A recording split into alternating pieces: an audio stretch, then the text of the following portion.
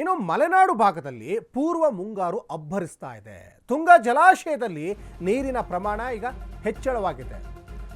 ಇನ್ನು ಶಿವಮೊಗ್ಗದ ಗಾಜನೂರು ಬಳಿ ತುಂಗಾ ಜಲಾಶಯ, ಆ ಜಲಾಶಯದ ತುಂಗಾ ಡ್ಯಾಂಗೆ 7500 ಕ್ಯೂಸೆಕ್ ನೀರನ್ನು ಬಿಟ್ಟಿದ್ದಾರೆ ಅನ್ನೋದು ಗೊತ್ತಾಗ್ತಾ ಇದೆ. ಶಿವಮೊಗ್ಗದ ಗಾಜನೂರು ಬಳಿ ತುಂಗಾ ಜಲಾಶಯ ಏನಿದೆಯಲ್ಲ, ಆ ಜಲಾಶಯಕ್ಕೆ 7500 ಕ್ಯೂಸೆಕ್ ನೀರು ಅಂದರೆ ಒಳಹರಿವು ಈಗ ಇದೆ. ಜೊತೆಗೆ ನದಿಗೂ ಕೂಡ ನೀರನ್ನು ಬಿಡ್ತಾ ಇದ್ದಾರೆ. ಅನೇಕ ನದಿಗಳು ಈಗ ಭರ್ತಿ ಆಗ್ತಾ ಇದ್ದಾವೆ. ತುಂಗಾ ಜಲಾಶಯದ ಒಳಹರಿವು ಹೆಚ್ಚಾಗ್ತಾ ಇದೆ. ಡ್ಯಾಮ್ನಿಂದ 7500 ಕ್ಯೂಸೆಕ್ ನೀರನ್ನು ಬಿಡುಗಡೆ, ಯಾಕಂದರೆ ಅನಿವಾರ್ಯ, ಬಿಡಲೇಬೇಕಾಗ್ತದೆ. ಸಿಕ್ಕಾಪಟ್ಟೆ ಮಳೆ ಬರ್ತಾ ಇದೆ. 4 ಕ್ರಸ್ಟ್ ಗೇಟ್ ಮೂಲಕ ನದಿಗೆ ನೀರನ್ನು ಬಿಡುಗಡೆ ಮಾಡಿದ್ದಾರೆ. ನದಿ ಪಾತ್ರದ ಜನರು ಈಗ ಸಾಕಷ್ಟು ಹುಷಾರಾಗಿರಬೇಕಾಗ್ತದೆ.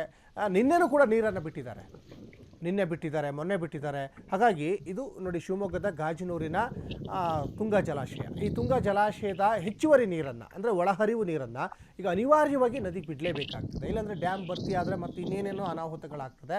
ಆಮೇಲೆ ಈ ನದಿ ಪಾತ್ರದಲ್ಲಿರುವಂತಹ ಜನರು, ಆಮೇಲೆ ಸಮುದ್ರದ ದಡದಲ್ಲಿರುವಂತಹ ಜನರು, ಅಲ್ಲಿಯ ನಿವಾಸಿಗಳು, ಸಾಕಷ್ಟು ಜನ ಮನೆ ಕಟ್ಕೊಂಡಿರ್ತಾರೆ. ಅವ್ರನ್ನೂ ಕೂಡ ಯಥೇಚ್ಛವಾಗಿ ಮಳೆ ಬರ್ತಾ ಇದ್ದರೆ ಅಲ್ಲಿಯ ಜಿಲ್ಲಾಡಳಿತ ಸೂಕ್ತ ಜಾಗಕ್ಕೆ ಅವ್ರನ್ನ ಶಿಫ್ಟ್ ಮಾಡಬೇಕಾದಂಥ ಅನಿವಾರ್ಯತೆ ಎದುರಾಗ್ತದೆ. ನೋಡಿ, ಇನ್ನೂ ಕೂಡ ಮಳೆ ಈಗ ಶುರುವಾಗಿದ್ದು, ಇನ್ನೂ ಕೂಡ ಜೂನ್ ತಿಂಗಳಲ್ಲಿ ವಾಡಿಕೆ ಪ್ರಕಾರ ಬರಬೇಕಾಗಿತ್ತು. ಇನ್ನು ಜೂನೇ ಬಂದಿಲ್ಲ.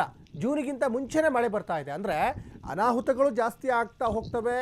ಅನೇಕ ಜಿಲ್ಲಾಡಳಿತದವರು ಎಚ್ಚರಿಕೆಯಿಂದ ಇರಬೇಕಾಗ್ತದೆ. ಮತ್ತು ನದಿ ಪಾತ್ರದಲ್ಲಿದ್ದಂಥ ಜನರನ್ನು ಆದಷ್ಟು ಸುರಕ್ಷಿತ ಸ್ಥಳಕ್ಕೆ ಅವ್ರನ್ನ ಶಿಫ್ಟ್ ಮಾಡಲಿಕ್ಕೆ ಎಲ್ಲ ರೀತಿಯಾದಂಥ ವ್ಯವಸ್ಥೆಯನ್ನು ಮಾಡಲೇಬೇಕಾಗ್ತದೆ. ಯಾಕಂದರೆ ಮಳೆ ಬಂದ ಮೇಲೆ ನಾವು ಮಾಡ್ತೀವಿ ಅನ್ನೋದಲ್ಲ, ಈಗಲೇ ತಯಾರಿಯನ್ನು ಮಾಡ್ಕೋಬೇಕಾಗ್ತದೆ. ಹಾಗಾಗಿ ನೋಡಿ, ಇವಾಗ ಗಾಜನೂರಲ್ಲೂ ಕೂಡ ಸಾಕಷ್ಟು ಮಳೆಯಿಂದ ಅವಾಂತರಗಳು ಸೃಷ್ಟಿಯಾಗಿದೆ.